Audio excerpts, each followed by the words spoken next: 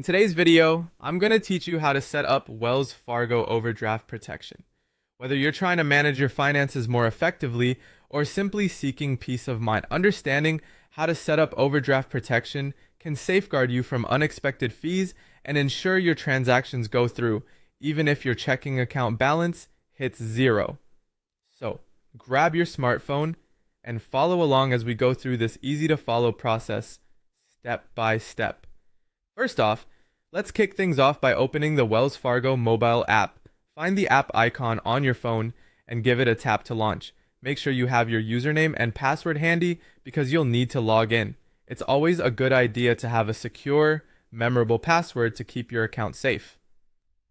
Once you're logged in, you'll be greeted with the app's home screen. Now let's navigate to Accounts. On your home screen, you will see a list of your accounts. Go ahead and tap on your checking account, the one you want to enable overdraft protection for. This will open up a detailed view of your account. Next, you want to find and tap Manage Overdraft Protection. Just scroll down the options within your account to locate Overdraft Protection or Manage Overdraft Settings. Tapping on this will bring you into the section where you can manage your overdraft preferences.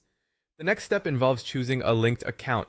You will have the option to select a backup account, such as your savings account, or a credit card, which will cover any overdrafts from your primary account.